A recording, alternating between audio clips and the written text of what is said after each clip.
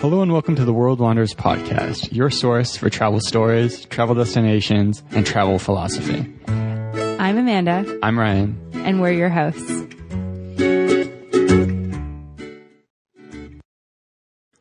What's up, everybody? Welcome to another episode of the World Wanderers podcast. Today on the podcast, we're super excited to be joined by special guest Mike Lewis from whentojump.com. And Mike has a really interesting story around how he began traveling after quitting a corporate job in finance. And he started traveling on the pro squash tour, going all around the world, staying with local families, staying on couches. And he did that for nearly 2 years. Yeah, and he has a really interesting story about coming out of college, finding what many people would consider a dream job, but still having this conflict between this amazing job, but also having this dream of playing professional squash that he's always had, that he wants to live out. And eventually making the decision to jump, leave that job, go travel the world while playing professional squash, and couch surfing, have an amazing experience, which inspired him to find the stories of others and compile them all on whentojump.com. Yeah, so Mike is here to tell us all about his journey, a few of his favorite stories from traveling, and then, of course, all about what the project When to Jump is. Yeah, and we start off right with Mike's moment of jumping and leaving his corporate job. Enjoy. Awesome. Well, thank you so much for coming on the podcast today. It's super cool to have you here, Mike. Thank you for having me. I'm excited to be here. Of course. And so we know you quit your corporate job in finance, but we kind of wanted to go back in time to that point in your life. Sort of what was that like for you, like working this finance job, and like where did you decide to quit your job? Yeah, I mean, I think for me, stepping back a little bit even before that, I grew up on the West Coast and found the sport of squash kind of randomly in this town in Santa Barbara, where there was one court within 100 miles or so, and I fell in love with it. And I learned early on there was like a pro squash tour, which is almost akin to being the ugly stepsister of the pro tennis tour, in that you've got tournaments all over the place, but you don't make any money. Maybe you split, $5,000 32 different ways, but you have an excuse to see the world. And I always had this dream from when I was a kid to going, onwards into university and then to a job where I thought, how cool would it be to someday go play this tour? The only problem was there was never going to be a time that someone was going to say, okay, now you can go do it. Yeah. Maybe at university there'd be a summer internship I could take, or, travel before classes started. But there was never going to be kind of this 6 or 9 month open-ended time to travel. And I think ultimately that was this itch that I had to scratch. And so, the tough part was that I got into work and everything was good. I had a routine and I enjoyed what I was doing, and the work was nice and the pay was good, and things were very comfortable. I think what scared me was there's, again, no impetus to leave. And so unlike my parents' generation or their parents, who would have loved to know the 30 years, in front of them was safe, that kind of scared the crap out of me. And so at some point, and this is where kind of my project started on When to Jump, I just started talking to people who left something comfortable and went and tried to chase their passion. And I put these stories together as a collection, and I called it When to Jump, and kept collecting stories. And that started in 2013. And it wasn't until a year and a half later when I finally had my plans set, and then, left the job and said, hey, listen, I love this, but I have a dream I have to go chase. And, flew to New Zealand and started chasing it. But it certainly wasn't overnight. It certainly wasn't easy. And I think these stories kind of helped make that possible. If there weren't other cases I could look at, other people, other names and faces that I could say this person did it too, I wouldn't be able to have done it.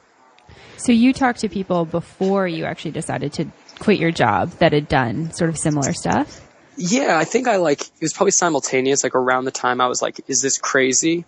I started Googling people that had done it before me. So I was just looking for literally anyone, like bartenders, bus passengers, librarians, anyone who left something comfortable to go chase their dream. I wanted to know what they did and how they did it. And so as I started formulating my own idea of, leaving the corporate world to play squash around the world, I started to reach out to someone. And I think the first person actually was this woman who worked on Wall Street and was a few years ahead of me at university.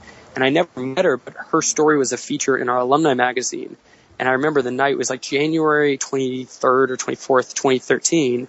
I was sitting in my office, and that issue happened to arrive that day. And it was sitting on my desk, and I flipped through it and saw her interview and just got her on the phone. I think I cold called her, looked her up somehow, and she answered. And I just kept asking, how'd you know when to jump? How'd you know when to jump? And when we finished, I went into my buddy's office, who's my coworker, this guy, Corey Griffin.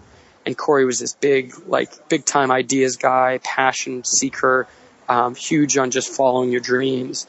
And he said, you should absolutely go forward with this. And so I drew a cover page in his office of this book I wanted to make.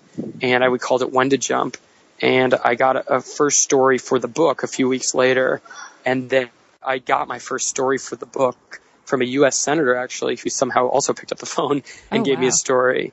And I thought, geez, this is pretty cool. But then it was more of a focus for the next, from, probably April of 2013 to April of 2014 was really just to focus on my jump. And so I used those stories, those few first stories, to just kind of inch me along. And so it was probably around the same time that I was having the idea that I was starting to collect these stories anecdotally. And then I didn't really do much until May of 14 with the project.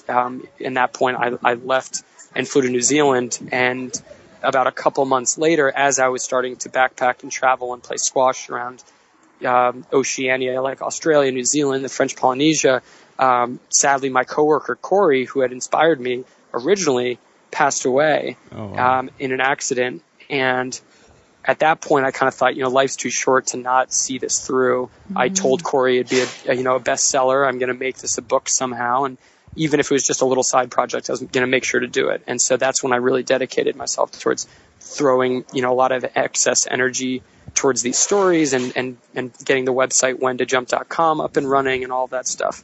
That's amazing. So had you always had certainty that you were going to go out and travel and play on the professional squash tour? Or was it kind of like when you started working, you were like, had some doubt about if you were actually going to do it one day?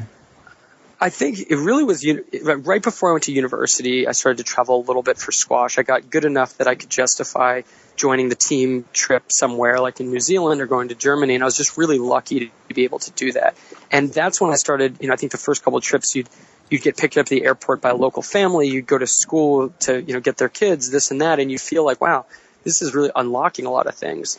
And so I got the idea then. And then in university, I found any reason I could to just keep it going. So I worked in Beijing during the Summer Olympics for like no money, but it gave me the chance to have a flight out there to travel around Southeast Asia afterwards. And then I worked in Switzerland. Same thing. They paid me to go out there. Didn't really get paid during the internship, but it allowed me to travel through Eastern Europe. And at one point I was in Romania. This is like my second to last year of university.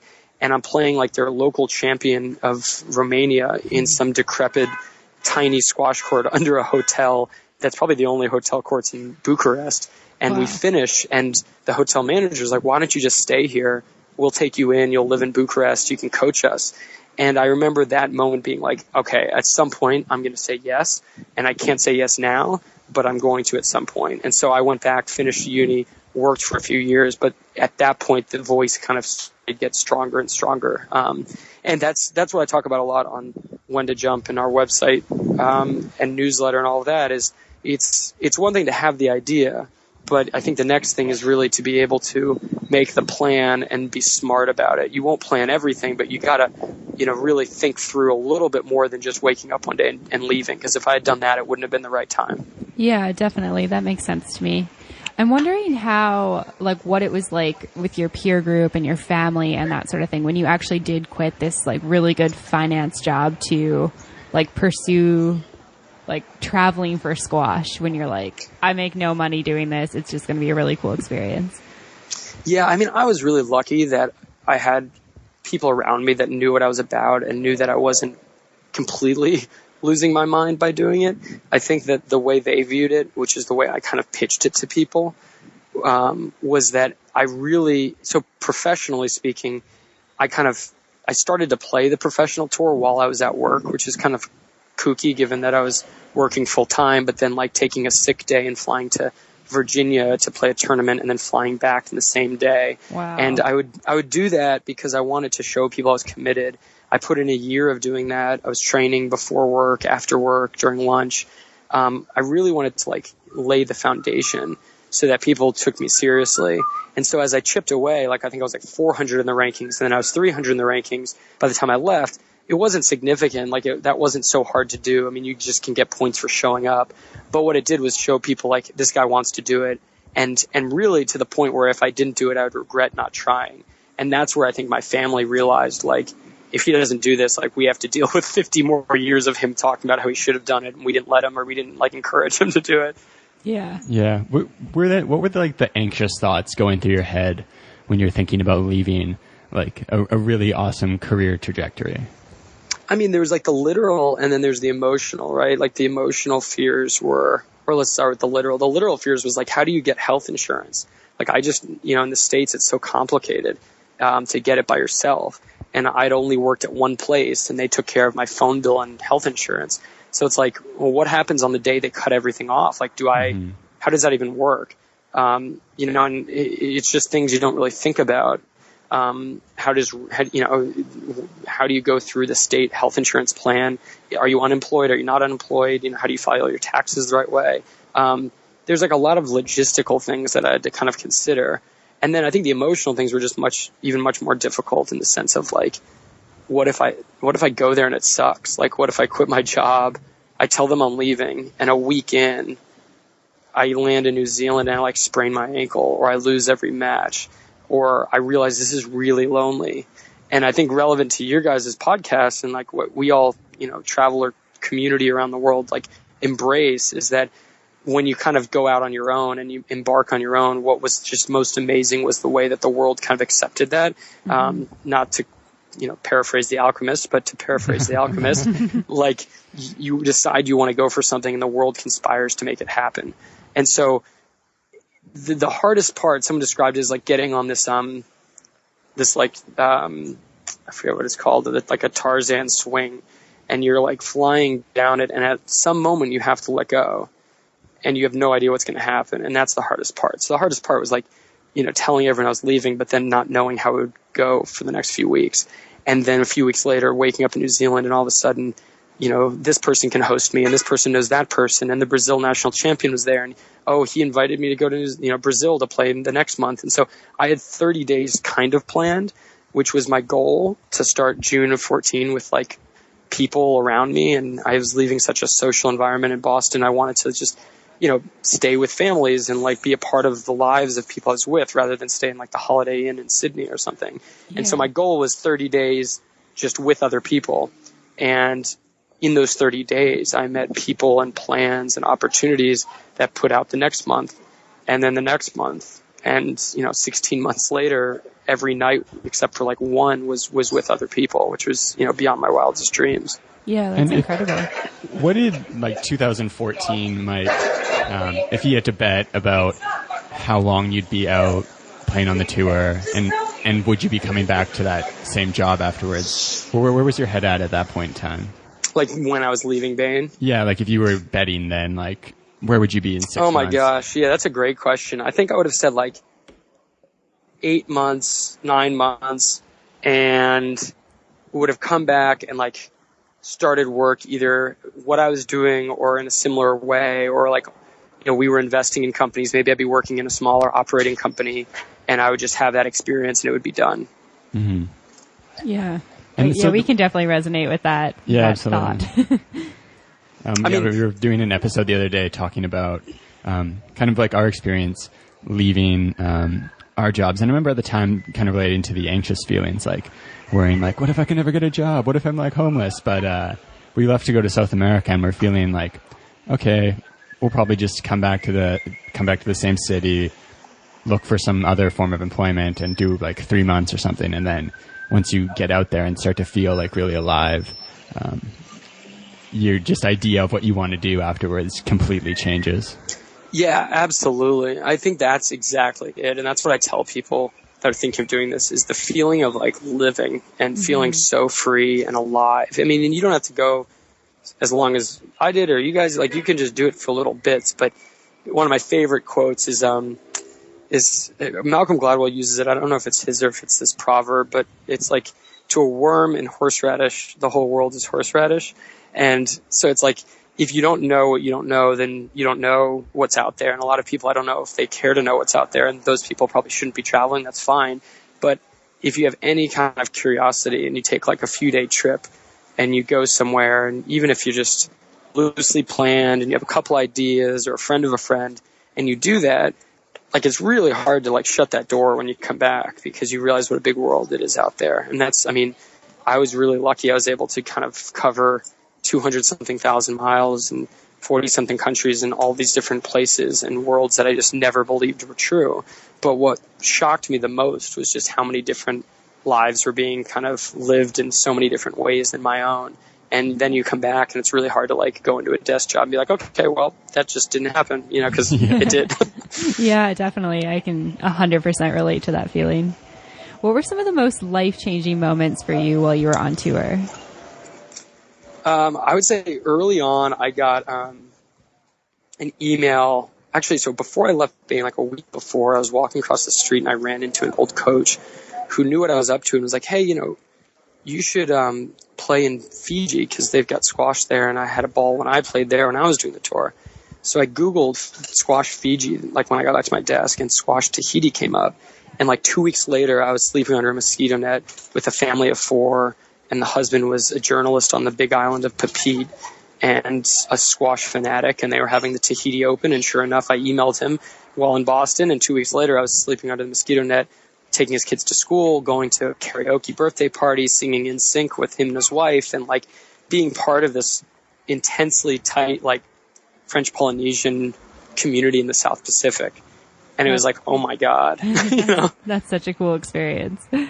Yeah. And then a few weeks later, I was going to a tournament in like rural south of France, and I'd emailed the organizer saying, hey, you know, I don't need to stay in a hotel, just because I'd like to, you know, save some money, but most importantly, I'd love to meet new people. So he had a friend who was a French chef on the side of a mountain in a village nearby. So this is like 3-hour bus train ride from Paris, 2-hour bus ride inland, 30-minute car ride. And I'm in the middle of nowhere on the side of a mountain overlooking like the French hillside and the vineyard. And I'm staying with an extended family of this French chef who no one speaks English. Stay with him for a week.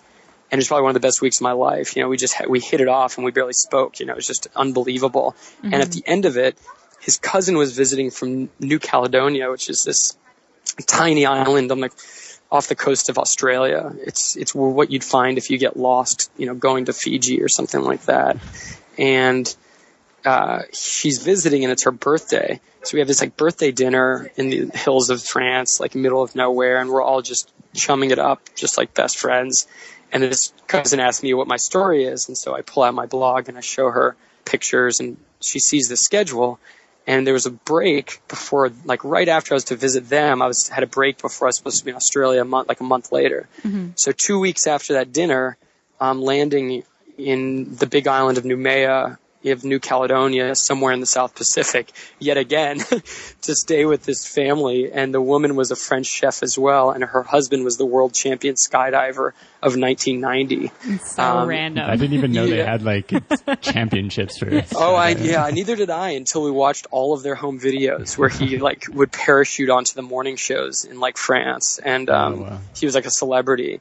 And they had like a rabbit and 2 dogs and a cat, and we went to like dance competitions for them, and I was just the only person on that island from the Americas. Like very few of them had met an American before. The kids certainly hadn't. So it was just like a big deal for them. And they, you know, they just put everything out for me. Like they just accepted me and was like integrated me. It was just amazing.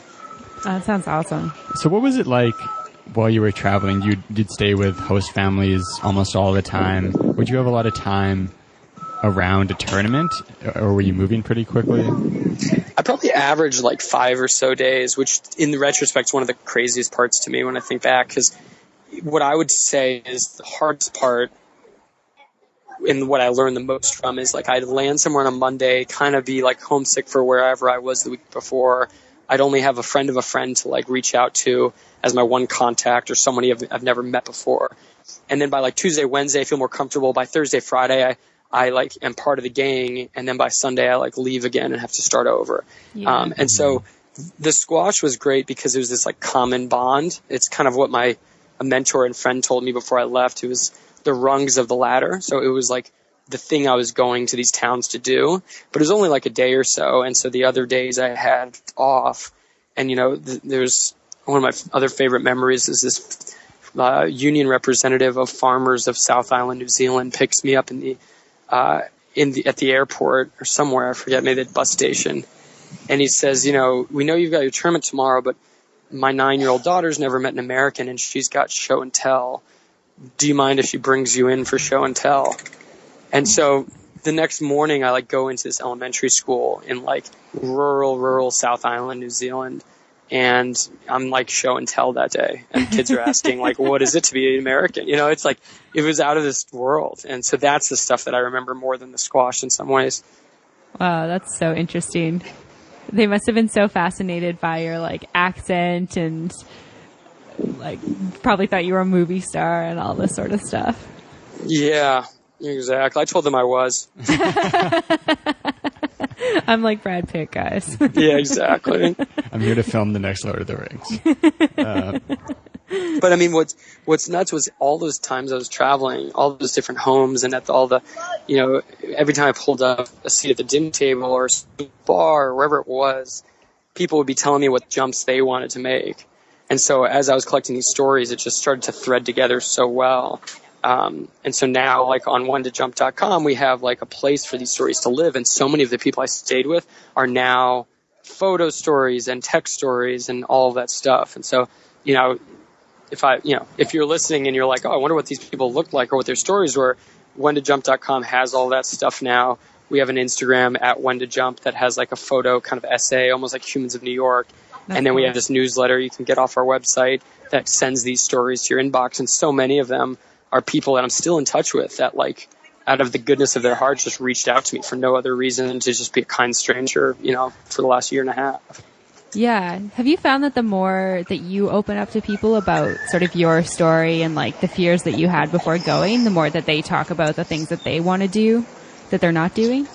That sort of thing? Oh, absolutely. I mean, sometimes I didn't really have to talk much about it because the actions kind of was there. It was like this dude knows no one. He's in this town.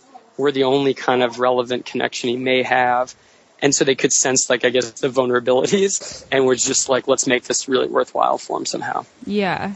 Did you feel like pretty scared at times, like not knowing anyone in towns or not having like, like friends who've got your back, that sort of thing? Or did you feel pretty comfortable? Yeah. I mean, I think there were definitely times where I would get to a place and I'd be like, well, like this, okay, this one's a little too much. Like I'm over my skis on this one. Like I had so many times where I felt that way. Even actually with the French chef, I was like, this was a mistake. Like this, I Skype called my mom actually, and it's like in a closet calling her from this guy's, guest house. And I was like, I don't know what I'm doing here. And she's like, you're staying with a French chef. I would just keep doing it. Like, I'm sure it'll be a fun experience. What was it about him that was kind of, was it something just like overwhelming? It was overwhelming in the sense that we dropped off everybody else in the town and then we drove up a mountain and like with no one else around, he drops me off and this dude doesn't speak English and I'm going to be with him for like 8 days. So that was just very much out of my comfort zone. Like that was very much like, okay, I'm a social guy, but we don't speak the language. We have all this time. Like I'm just going to be like, I don't know what's going to happen. And then of course, and this is pretty much the theme of the trip, every time I felt that way, the result was like one of the best experiences of my whole trip. That's incredible. Yeah, it's one of the funny things about traveling. It kind of tangentially related to that, but it's really good for learning these lessons about how the things that are making you uncomfortable, or even if you get into like a bad situation, those are often like the best situations to be in later on because you get like really good experience from them and a really good story coming out of it. Absolutely. It's, I think it's almost like a complete overlap of like things you dread and fear and things that are good for you. I mean, to some degree, then there's always, you can't go too far. Yeah, for sure. And so when you were planning sort of where to go, does the pro squash tournament, like, do you enter into these tournaments? Or this might be really like naive question, but. No. I mean, anyone can enter. You want to have a ranking, so you have to like join the association. So you guys could enter and you'd just be at the bottom of the rankings, but you'd have a ranking. But then it's hard to get into tournaments at the beginning because you need points to get your ranking off the ground, and you don't get points without tournaments, but the tournaments you need points to get into. So it's a little bit of a catch-22. Okay. And I just got help from people that would be like, okay, we'll give you like a local qualifying spot in like the smallest tournament that we have. And that got me off the ground. And then from there, I was able to go from there. And then you would just choose places that you wanted to go? Yeah, so there'd be like circuits. So like in New Zealand in June, there was 3 tournaments in a row. What was super funny is after I quit, but before I left in that really scary time, I got an email from one of the organizers being like, hey, mate, you're on the wait list for all these tournaments. Are you still like going to come down here? Because you're not into any of them yet.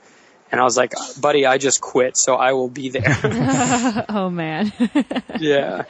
But then the next tournament would be like in South America, and I knew that a guy at work had a friend who's a squash player in Chile, and I knew my friend's family lived in Argentina, so I'd make like a week or a month out of it. I'd play the tournament, then I'd do an exhibition, and then I'd backpack or something like that. And you ended up going for 2 years on the Pro Squash Tour, or how long? I think it was about a year and a half-ish. Well, I did from 2013 July to basically 2015, 2016 January. So a little over 2 years, but on the tour full time traveling like I did, it was like 15 or 16 months. Wow. And then what caused you to kind of say, okay, I've made it as far as I want to make it with this? I kind of just hit the goals I wanted to. I really wanted to break the top 250. I really wanted to play in certain tournaments. I got an entry into this really neat tournament in San Francisco. I was lucky I get to try out for the national team, which was just a dream for me to get to try to do. And then I got to play in the World Championships because they were in the U.S. that year. And all these things that just never really, seemed possible, I got to go try. And so I'm not good enough to be like, that next level of player, but I got to have all these experiences that were important to me. And then meanwhile, as I got back, I knew that the way I had traveled was so intense in terms of these 5-day spurts that was like, okay, now I think I'm ready to like turn the page. And, by the way, I have this project When to Jump where I had some interest from book people. I was getting the media stuff off the ground, and then I could kind of start devoting more and more time to that. So it was like a really, what I thought would be a scary transition was really seamless because now my passion is this project When to Jump, and we were fortunate to get a couple different major book offers, and I've signed with Macmillan, and we have a book coming out in a couple of years now. And so there's like all these things we can do, and we just launched with Huffington Post yesterday or 2 days ago. So it feels like it's coming together. It's just a very different adventure now. Yeah. And so what's your day-to-day life like now? Kind of all over. It depends. So part of it is writing this book. So we have incredible amount of interest of people that have amazing stories. So it's just going through and trying to figure out how to use them. So the book's going to have a bunch of stories, like several dozen. And I only had a few when I got the book deal. So now I'm back to kind of interviewing and writing and editing for the book. But then that's probably just a small portion of the day. And then the other parts of the day is talking to really cool people like you guys and others and getting them involved in our kind of community. So we have, like I said, the When to Jump website, and then we have a social channel for photo where people can submit photos off our website, which will look, again, like Humans of New York a little bit. I think what they've done is phenomenal, and we try to share stories by visuals like that. Mm-hmm. And then we also have people submitting long-form text pieces that we could put on our page with the Huffington Post and or our Medium blog. And I kind of just try to handle that, but I've brought on a lot of help and kind of editorial folks that really want to help with this content. And so then I would say maybe a couple hours of just figuring out how that works. And then there's like a couple hours where it's like big picture ideas. Like we want to build a really big platform. We want to have in-person events. We're going to have our first one this fall. We want to have digital events. We want to have all sorts of different things that require just like big picture planning and kind of thoughtfulness. And so we have an events person I'm working with who's amazing. We've got, great editorial people. And so everyone's kind of just doing this on the side as this like passion side project, but it's just trying to fit this all together and kind of focus at what needs to get done at the same time. And is the big motivating purpose trying to motivate other people to really follow their passion and follow their dream? Yeah, I think it's just making people not feel so alone. Like I felt very alone when I had this idea of like going off the path. And I think what I found was that most people have something they want to go jump for. Mm-hmm. And it might not be like, I think people look at this story and I certainly would have been like, well, easy for him. Like he had saved up money, he could play a sport at this level, why wouldn't he go do it? But I think that the best stories are the ones of people, who, like I interviewed a woman who's late 30s who, is a recovering alcoholic and had a baby girl and was a marketing, a professional. And as she recovered from alcoholism, was like, writing is my outlet. It's my passion. I need to be doing it. And so she had all the reasons in the world to not jump, and she still jumped. And so I think if we can create a place for personalities like that and individuals like that to come together, like all you need is just at least one other person and not feel so alone. And I think that's what we're trying to make in When to Jump. Yeah. And one of the things that's I find really interesting about your story, you kind of said that people can say, oh, it's easy because, you have a good job, you're able to save up a lot of money. But in a lot of ways, it's almost like the reverse of that effect. There's kind of like this conventional path of you're going through school, you go to university, the people who are doing the best go to the best universities, and then the people who go to the best universities get the best jobs. And so if you're kind of not doing well along that conventional track, it's easy to get knocked off and say, okay, I'm just going to leave my job doing whatever and go travel the world because that's what I want to do. But when you're actually like winning in a way, in kind of the conventional sense, it's sometimes harder to see that, okay, this isn't all there is. Like it's not all about going out on the weekend and going to the nicest bars and nicest restaurants. It's not all about having the nicest car. It's almost harder sometimes. Yeah, definitely. I mean, I think there's different types of hard, and for me that was one type, and for other people there's different types. I wouldn't say it was, I still feel like I was in a fortunate position, but I definitely did feel, there was social pressure to just keep going, especially if like, my family spent a lot of money on me going to a good university and to like have these opportunities. And so a large part of me felt like it would be selfish to not keep going. And, and for other people, you're right. Like a catalyst could be you get fired. And that was like the best thing that ever happened to me or to that person. But for me, it was like the opposite. It was like I could just keep going. So why in the world would I not? Because you just had a very clear opportunity cost of what you missed out on, which was just kind of scary. Mm-hmm. And are most of your social circle from your university days? Have many of them jumped and broken off to a different direction? Yeah. I mean, so I went to Dartmouth College and I had like a bunch of really talented, incredible types of friends. And I'd say after 2 or 3 years, people started to kind of say, this is actually what I want to go do. I'm going to go try it. Not everybody, but not everyone's going to jump, and that's fine too. I'm not telling everyone that this is the thing they have to go do. It's more, if you want to do it and you're thinking about it, here's a place to, help you along. Mm-hmm. So everyone's jump is going to happen at a different time. Have you found that there's any sort of like trends within that, like life moments or that sort of thing within the people you've talked to? A little bit. I created this like framework called the jump curve, and I think more than anything, I don't think there's like episodic things like, oh, they all couldn't sleep one night or something. I think it's more of a process, and so the first phase of it was like there was a voice that they couldn't ignore, and so then the second phase was how they made a plan around that, and that plan could be in a lot of different ways. It could be just like super granular. It could just be like, sure, it could be, playing the tour time. Like, it could, like things like that to start putting in motion.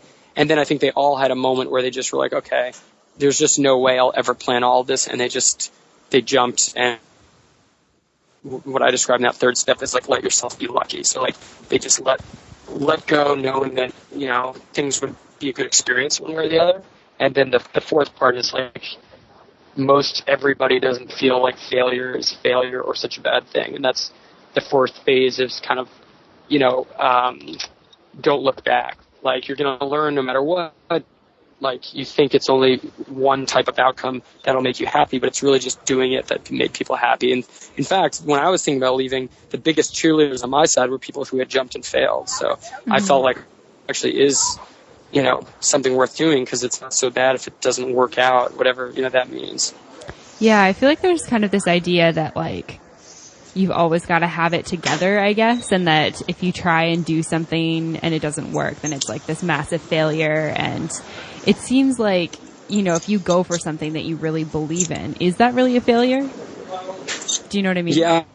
Yeah, totally. I mean, that's, for the book especially, almost everybody I asked, like, how did you think about failure? They're all like, there is no such thing as failure, because if I do it and it doesn't work, like, I've done it and I learned from it. Like, I'm learning more to learn. I have clarity of what I'm doing next. If I don't, this doesn't work out, it's an incredible level of conviction.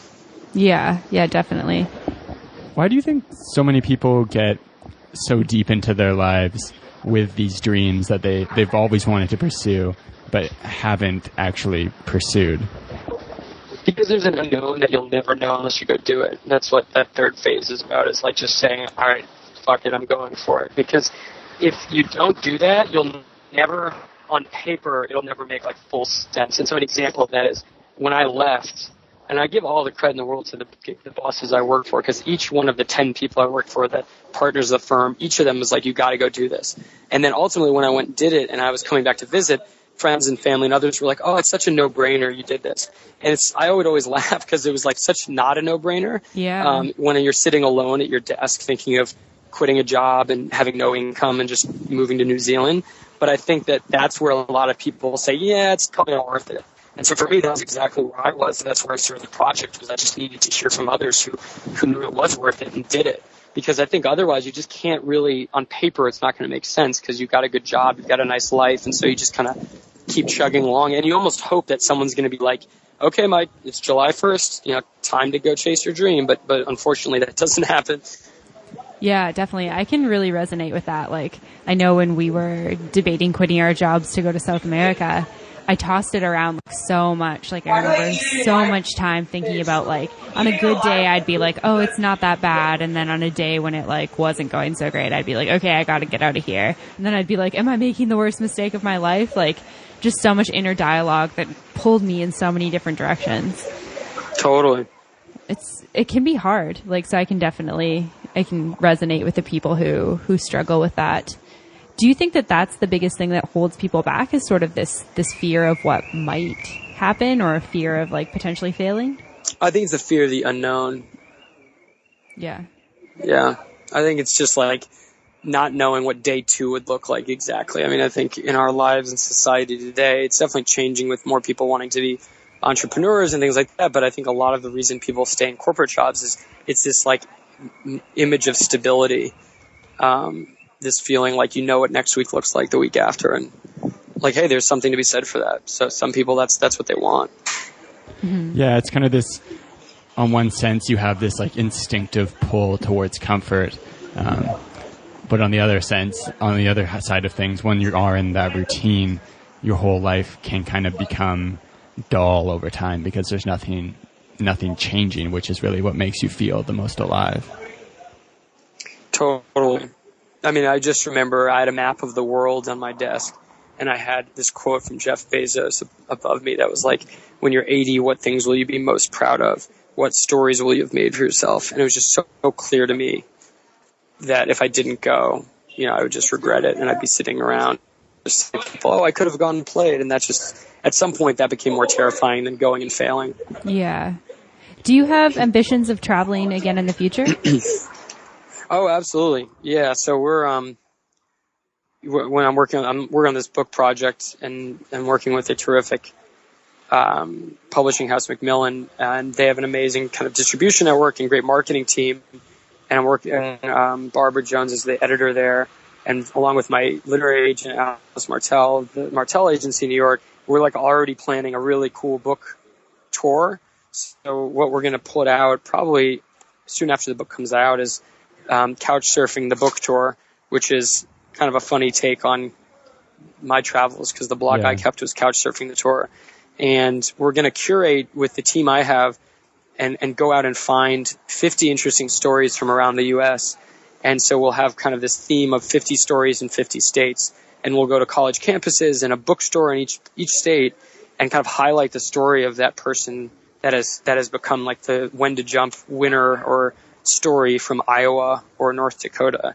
And so that'll be a fun, I think, kind of just say, you know, screw it and get in a car and maybe hop around on plane flights if we need to or whatnot, and just go to every state and see what comes out of it, which I think would be a pretty fun adventure.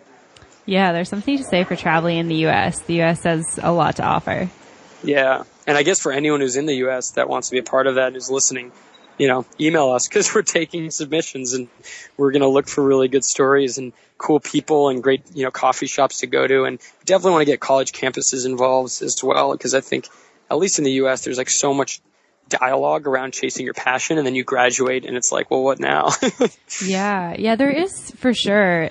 And I mean, you can also say for the other side, there's so much talk about like what you need to do to succeed, which is not always pursuing your passion.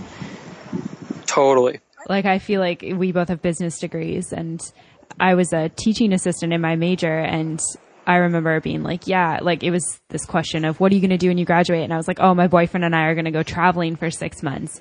He was like, that's a terrible idea. Like, you don't want to have a 6-month gap on your resume. Like, you're 6 months behind. Like, the next semester will have graduated and be getting jobs. And I was like, God. What? Am I making a bad decision? Like, am I going to regret this? And then, I mean, it is that thing, like the voice inside my head, like something told me, you need to just go. Like, you want to do this, just go. Yeah. The day before I graduated, this unbelievable professor gave this speech to us. His name is Charlie Whelan. You can Google it. It was a class day speech at Dartmouth that actually became a book, which was 10 and a half things no commencement speaker has ever said. And one of them that was great was like, what's your obituary going to read? And it would basically go read the obituaries, because at the end of your life, Amanda or mine or Ryan, yours or anyone's, it's not going to be like, Amanda was 6 months behind her class in the corporate world. She lived a happy life, but there was a gap on her resume. There was, yeah, exactly. Like, she could have been so much further along. Like Charlie Whelan says, it's like no one's going to say he finished in 1,000th place, you know? Yeah, totally. I love that. It's funny now, too. I've got so many gaps on my resume. I don't even have a resume anymore, but the gaps are way too big to even try and make that time up anymore. Totally. One thing that's been interesting for us looking back on our experience of going for kind of a long adventure right after university and then coming back and kind of maybe getting a little bit stuck in a corporate job for a couple of years, probably longer than we would if we could jump back in time, is that this feeling of, oh, I wish I had kind of made this leap sooner. And obviously there's value to living out the experience and getting that first-hand knowledge of what it's like to kind of stay too long somewhere. But does any part of you wish you had come out of college and jumped straight into professional squash? I mean, for me, I had to get sponsorship. I had to save up money. I had to get better. So there was just like some things that just had to happen. But I definitely feel like once those things happen, there's just zero chance, you know, that I would ever say, oh, I should have stayed longer. You know, once it happened, it was like, boom, I'm out of here. Yeah, that's cool. I mean, I was talking to someone, one of the people for the book the other day was like, never did I ever think I should have stayed longer. In fact, you'll only think I should have left earlier. And I think that's very true. Yeah, that's definitely how we felt as well. So no one from When to Jump has said, oh, I wish I had hung around for another 6 months, another 9 months. No. In fact, it's always the opposite. And just quickly, I know you have to get going shortly, but what are some of the most inspirational stories that you've heard on When to Jump? Oh my gosh. I'm sure you get a ton, so that's why I'm just curious about some of the... I'll try to give a shout out. So Rahul Rasdan is the guy behind Charity Footprints, and he is an immigrant from India, went to the States to kind of pursue the dream of just like, you know, he went to business school. He tried for 10 years basically to get a job in finance. And then, as he's pushing for it, Boston Marathon bombings happened, and it kind of made him think like, what can I actually be doing? And so the day he got his like official letter to get on that path was the day he decided he was going to jump. And he started instead, you know, with a infant daughter and a wife and a family and all that, he left and started this program where they donate miles that you run towards a charity of your choice. It's not a nonprofit, but they take like it's kind of like a GoFundMe or something like that. But I thought that was just really cool, and talk about someone going against every, sense of odds that he had to not do that. Yeah. I mean, it was tough for Ryan to get a work visa down in the U.S. just as a Canadian, so I can hardly imagine what it's like as somebody from India. Oh, totally. And then, there's a bunch. I mean, there was a guy who was on track to be the bureau chief for the Wall Street Journal in Beijing, and narrowly missed. He was supposed to be in the World Trade Center towers the day of 9/11, and something changed his schedule, and he didn't. Wow. And that, and then this growing sense of helping change the world. Like, he was doing all these interviews with Marines and watching the Iraq War, and he just felt that he needed to do something.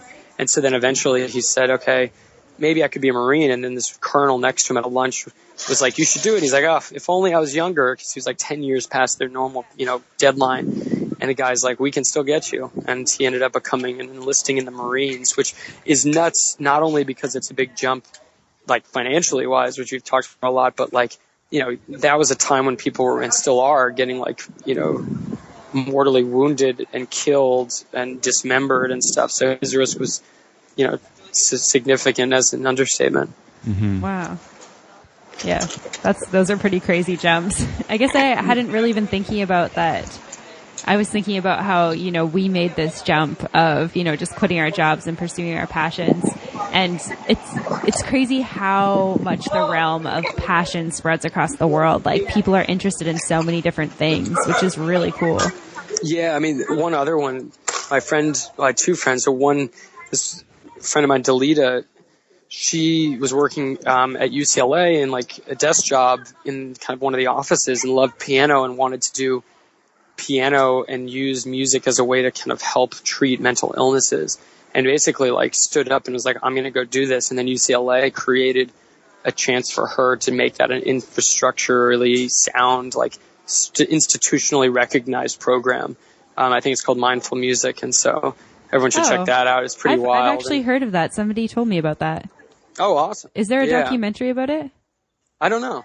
Okay. I feel like I've heard about that though. Which is pretty cool. No, it's amazing. She's on our Huffington Post page. And then I had a friend from college, Abigail Holden, who she studied art history, loved art, and went the path of corporate recruiting and got a desk job instead, and then started to kind of think about how to make a gallery, and ended up quitting without the gallery open yet. She had to kind of save more money. So she worked as a hardware store cashier and then a manager of an Italian restaurant, and was working like 2 to 3 jobs to save money, and then just jumped on the first lease space she found and opened Ogilvy Gallery in kind of the South Washington Street area of Boston a few years ago, and it's just crushing it. So really, really cool and powerful stories. That's incredible. Yeah, that's amazing.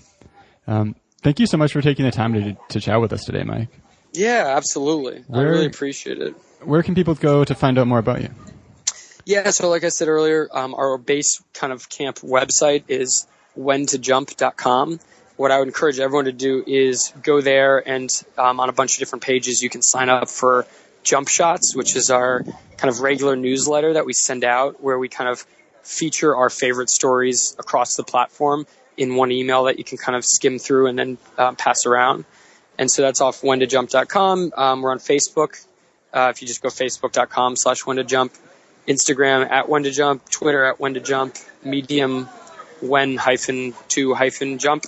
Hopefully everyone can figure that out. But yeah, hopefully by the time this comes out, we're, inching our way along and getting a little bigger, and you'll see us, someday hosting our big events and other things like that. Yeah, definitely. It's super amazing.